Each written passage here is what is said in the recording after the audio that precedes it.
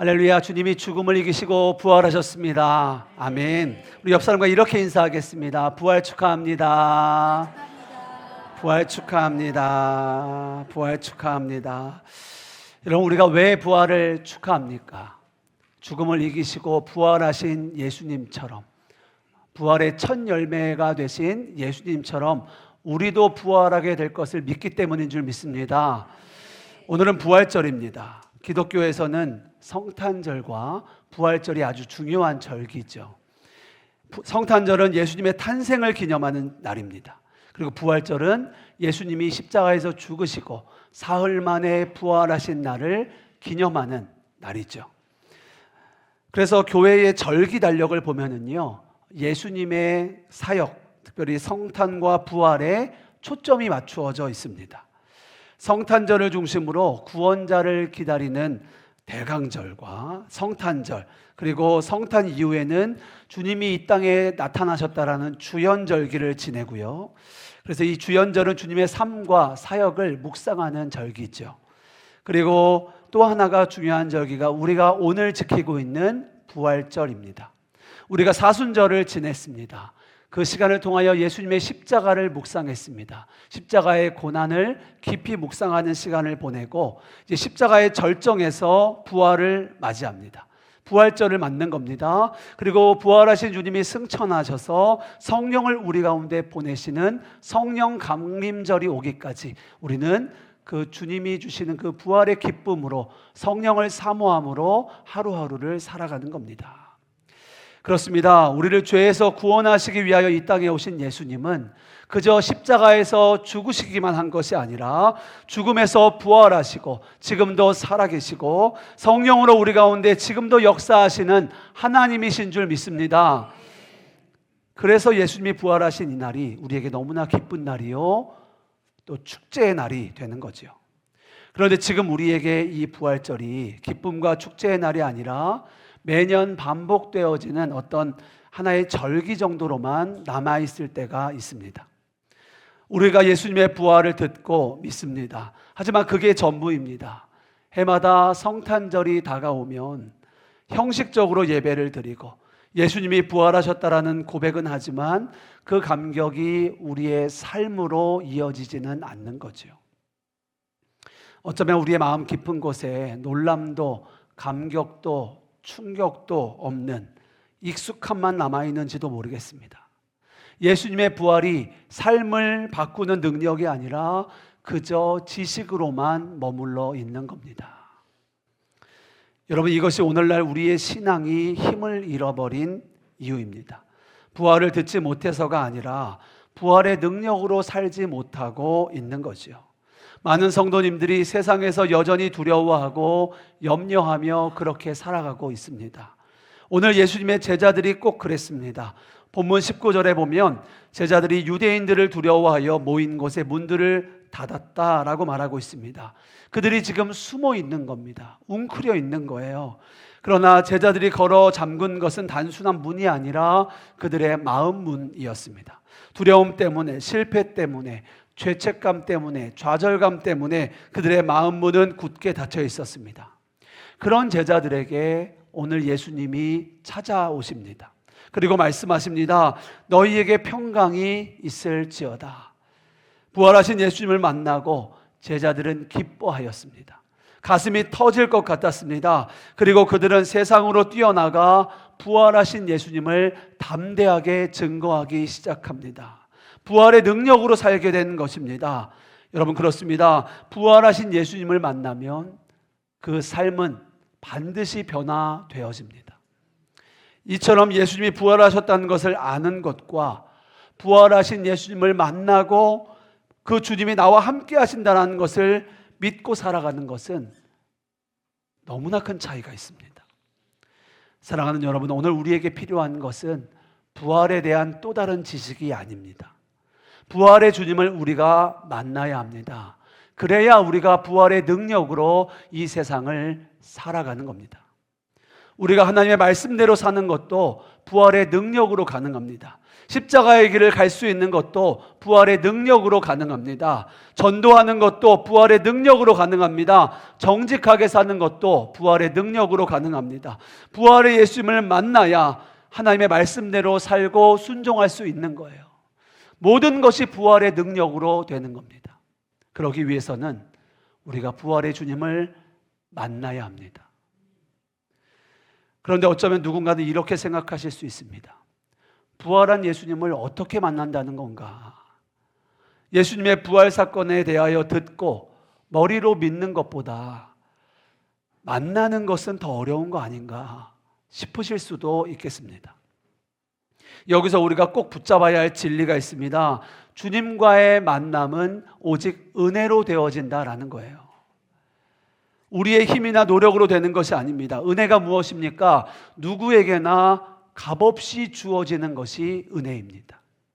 그렇습니다. 부활의 주님과의 만남은요, 우리가 애쓰고 노력한다고 되어지는 것이 아니라 주님이 먼저 우리에게 찾아와 주시는 것이 은혜입니다.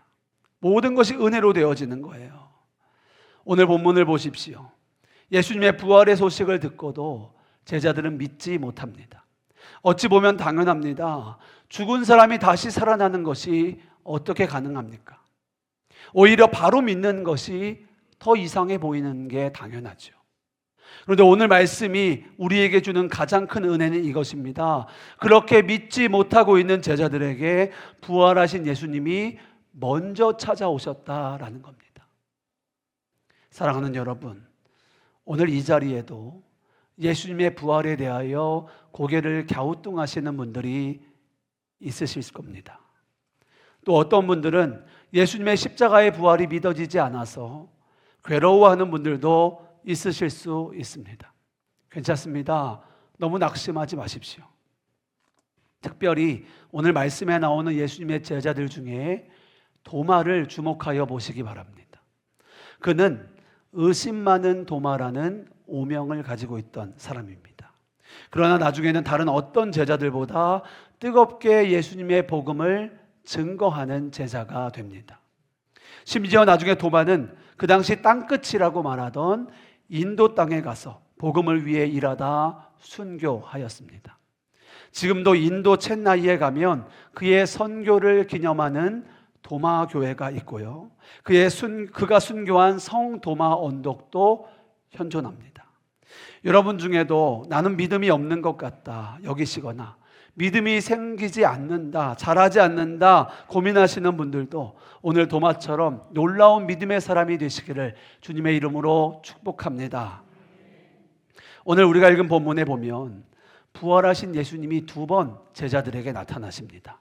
첫 번째는 부활의 소식을 전하는 여인들의 말을 듣고도 믿지 못하는 제자들에게 예수님이 나타나신 거고요. 그리고 다음으로는 의심하는 도마에게 한 번 더 나타나십니다. 먼저 첫 번째 부활의 주님이 나타나신 것은 안식 후 첫날 저녁, 그러니까 주일 저녁입니다. 19절과 20절 말씀 우리 같이 읽어보겠습니다.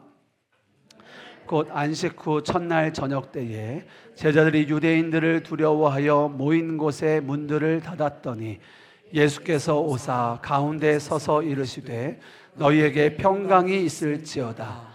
이 말씀을 하시고 손과 옆구리를 보이시니 제자들이 주를 보고 기뻐하더라. 아멘. 그렇게 부활의 예수님을 만납니다.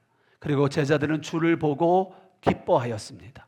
그런데 다른 제자들이 부활하신 예수님을 만나던 그때에 도마는 그 자리에 있지 않았습니다. 그래서 도마는 나중에 다른 제자들을 통해 예수님이 부활하셨다는 소식을 듣게 되지만 그는 믿지 못했습니다.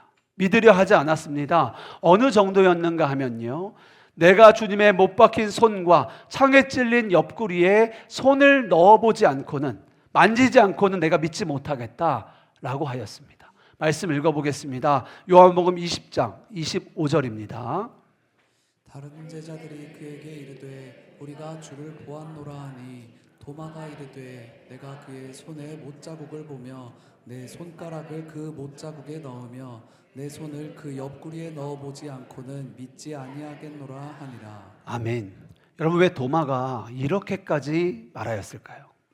우리는 쉽게 도마를 의심하는 사람이라고 말합니다. 근데 조금 더 생각을 해보면요, 도마의 심정이 이해도 됩니다. 어떻게 사람이 죽었다가 다시 살아납니까? 어떻게 동정녀 마리아에게서 아기 예수가 태어납니까? 어떻게 하나님이 천지를 창조합니까? 보지 않고는 도저히 믿어지지 않는 거죠. 도마에게는 도리어 부활의 주님을 만났다고 말하는 제자들이 더 이상해 보이는 거죠. 그런데 너무나 놀라운 것은 그렇게 의심하고 있는 그때에 부활하신 예수님이 한 번 더 제자들에게 찾아오십니다. 특별히 의심하는 도마를 만나십니다. 그리고 그 손에 못자국을 보여주십니다. 옆구리를 보여주십니다. 그리고 너의 손을 대보라, 만져보라 말씀하세요. 그때 도마는 무릎을 꿇습니다. 그리고 예수님께 이렇게 고백합니다. 우리 본문 말씀 28절 같이 읽겠습니다. 도마가 대답하여 이르되 나의 주님이시요 나의 하나님이시니이다. 아멘. 여러분, 이것이 믿음입니다. 믿음은 어떤 지식을 머리로 아는 것이 아닙니다. 예수님을 인격적으로 만나는 것이 믿음입니다. 오늘 도마는 그를 찾아오신 예수님을 만나고 그 의심이 단번에 사라집니다. 예수님의 부활하심을 확신하게 됩니다. 그리고 믿음으로 고백합니다. 예수님은 나의 주님이십니다. 예수님은 나의 하나님이십니다. 그는 그렇게 믿음의 고백을 하나님께 드리게 됩니다. 그렇습니다. 믿음은 예수님을 나의 주님으로 받아들이는 겁니다. 하나님이 계시다 정도가 아니라 하나님이 나의 하나님이 되신다라는 것을 믿는 것이 믿음입니다. 이 믿음의 고백은 부활의 주님을 만날 때 자연스럽게 터져 나오는 거죠. 저는 태어나서부터 교회를 다녔습니다. 당연하게 교회를 다니다가 언젠가부터 교회를 다니시는 분들을 보면서 마음속에 한 가지 궁금함이 생겼습니다. 그것은 믿음이 무엇인가? 라는 궁금함이었어요. 어른들이, 성도님들이 믿는다, 믿습니다 라고 하는데 믿음을 가졌다고 말하는 성도님들의 모습과 세상에 살아가는 사람들의 모습이 별로 다르지가 않아 보이는 거예요. 그래서 저는 어린 마음에 교회 다니는 것이 믿음인가? 라고 이런 생각을 했었습니다. 이 질문은 단순한 호기심에서 시작했지만 제 믿음 생활의 가장 깊은 고민이었습니다. 믿는다는 것이 무엇인가? 시간이 지나면서 저는 아주 중요한 사실을 알게 됐습니다. 우리의 믿음은 어떤 종교적인 행위가 아니라는 거예요. 어떤 감정 상태도 아니라는 거예요. 우리의 믿음에는요, 믿음의 대상이 있다라는 것을 알게 됩니다. 그게 바로 예수 그리스도셨어요. 믿음은 무엇을 하느냐가 아닌 거예요. 무엇을 신뢰하고 받아들이냐의 문제였습니다. 믿음은 주님과의 관계의 문제였어요. 그리고 제가 신학교를 졸업하고 목회를 하면서 또 한 가지 중요한 사실을 깨닫게 됩니다. 교회 안에도 믿음을 가지고 싶지만 믿어지지 않아서 힘들어하는 분들이 있다는 거예요. 이런 분들의 대부분의 고백은 이렇습니다. 믿어지지가 않는다는 거예요. 하나님이 계신지 나는 모르겠다는 겁니다. 그런데 오늘 말씀은 우리에게 아주 중요한 진리를 가르쳐주고 있습니다. 믿음은 내가 노력한다고 만들어내는 것이 아닙니다. 억지로 생기게끔 할 수 있는 것도 아니라는 거예요. 믿음은 주님을 인격적으로 만날 때 우리 안에 믿음이 생겨지는 거예요. 오늘 도마를 보십시오. 그는 끝까지 믿지 못하겠노라 했던 사람이었습니다. 그런데 그 의심 많은 도마에게 부활하신 예수님이 찾아오십니다. 그렇게 부활의 예수님을 만난 그는 예수님을 나의 주, 나의 하나님이라 고백하게 됩니다. 사랑하는 여러분, 오늘 우리에게도 동일한 은혜가 필요합니다. 부활의 주님을 만나는 은혜입니다. 주님은 오늘도 우리에게 말씀하십니다. 믿음 없는 자가 되지 말고 믿는 자가 되라는 거예요. 우리 중에 어느 한 사람도 부활하신 주님을 만나는 일에 예외가 된 사람은 없습니다. 하나님은 우리 모두에게 부활의 믿음을 주시기 원하시고 우리 모두에게 부활의 능력으로 살기를 기뻐하십니다. 하나님은 오늘 우리에게 역사하기 원하세요. 그리고 우리를 만나 주십니다. 그래서 오늘 우리가 지금 이 자리에 있는 거예요.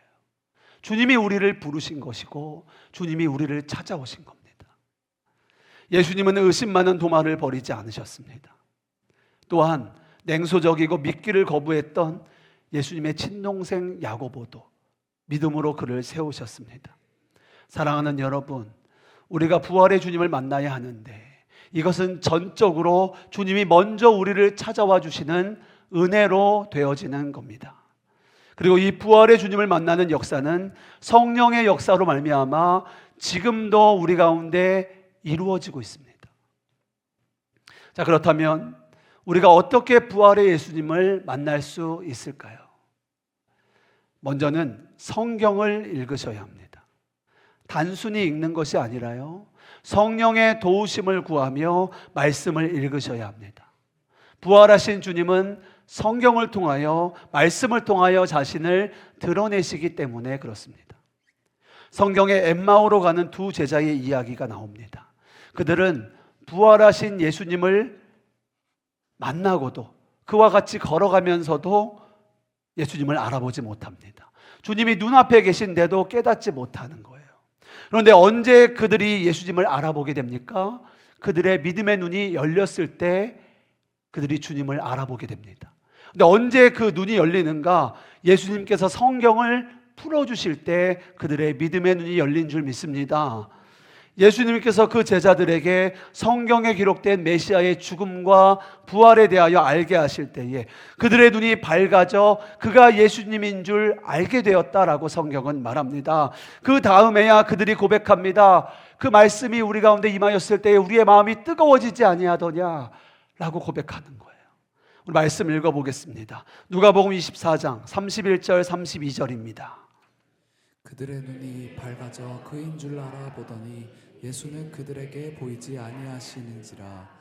그들이 서로 말하되 길에서 우리에게 말씀하시고 우리에게 성경을 풀어주실 때에 우리 속에서 마음이 뜨겁지 아니하더냐고. 아멘. 그렇습니다. 부활의 주님을 만나려면, 부활의 믿음이 우리 안에 생기려면 성령의 도움을 구하며 성경을 읽으셔야 합니다. 다음 두 번째로 부활의 예수님을 만나려면 은혜의 자리에 참여하셔야 합니다. 성령께서 말씀으로 역사하시는 자리를 지키셔야 돼요. 그래서 하나님이 우리에게 교회를 주신 겁니다. 말씀과 성령이 함께 역사하시는 곳, 교회 외에 세상에 어디 있습니까? 오늘 제자 도마가 믿지 못하고 의심할 때에 성경은 도마가 제자들과 함께 있지 않았다라고 성경은 말합니다. 오늘 본문 24절 우리 함께 읽겠습니다. 12제자 중에 하나로서 디두모라 불리는 도마는 예수께서 오셨을 때에 함께 있지 아니한 자라. 아멘. 아마도 도마는 예배 공동체에서 떨어져 있을 때가 있었던 것 같습니다. 그러나 나중에 다시 도마가 믿음을 회복하게 되는데 그 계기가 어떻게 되어지는가? 도마가 다시 제자들과 함께 있을 때에 그 일이 이루어지는 거예요.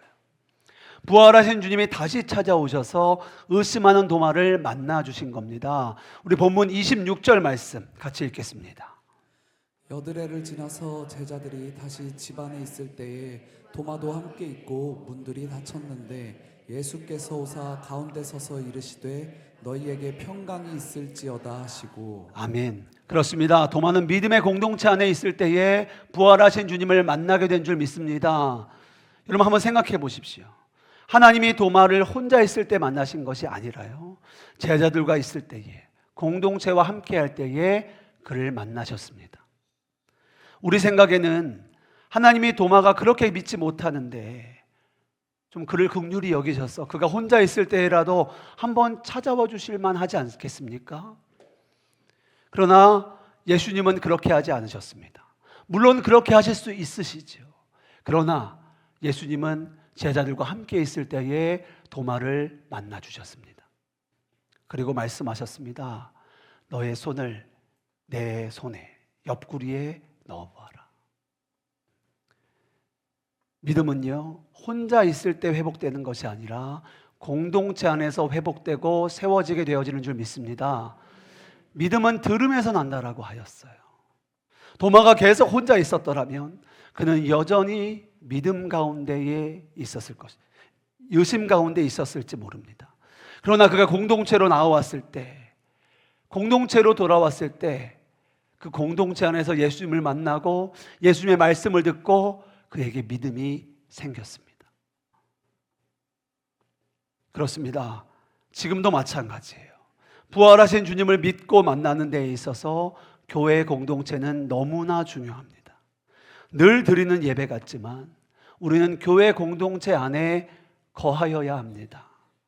은혜의 순간이 찾아올 때 그래야 그 순간을 놓치지 않는 겁니다. 주님이 역사하시는 주님의 때가 있습니다. 그것을 카이로스라고 말합니다. 은혜의 시간에, 은혜의 자리에 있어야 은혜의 역사를 누리게 되는 거예요.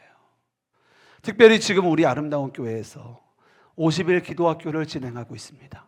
이 시간은 하나님이 준비하신 은혜의 자리입니다. 이제 36일 차가 지나고요, 14일 정도 남았습니다. 우리가 한 공동체로 함께 은혜 받고 함께 주님을 만나는 우리 아름다운 교회가 되기를, 모든 성도님들이 되기를 간절히 소망합니다. 은혜의 자리를 더욱 사모하시는 저와 여러분 되시기를 주님의 이름으로 축복합니다. 부흥회가 있을 때, 사경회가 있을 때, 특별 기도회가 있을 때, 여러분 그 자리는 은혜의 자리입니다. 특심으로 나오셔야 되는 거예요. 시간을 구별하여 나오셔야 되는 겁니다. 바라기는 그 은혜의 자리에서 은혜의 하나님을 누리고 누리는 저와 여러분 되시기를 주님의 이름으로 축복합니다. 제가 이 설교를 준비하면서 간절한 한 가지 기도의 제목이 생겼습니다.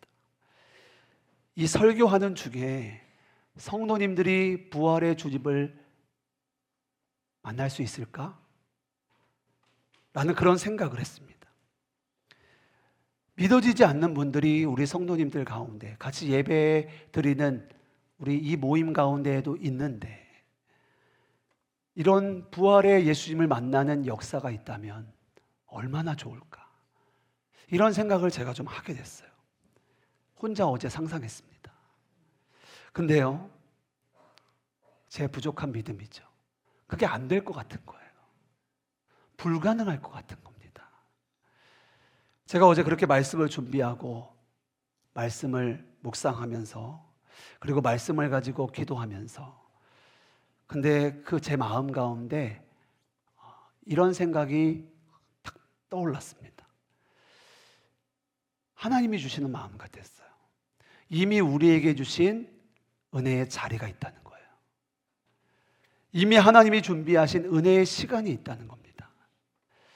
그것이 이 설교가 마친 후에 갖게 되는 성찬입니다. 우리는 매년 부활절마다 성찬을 합니다. 주님이 이 성찬을 통하여 기억하고 기념하라고 하셨기 때문입니다.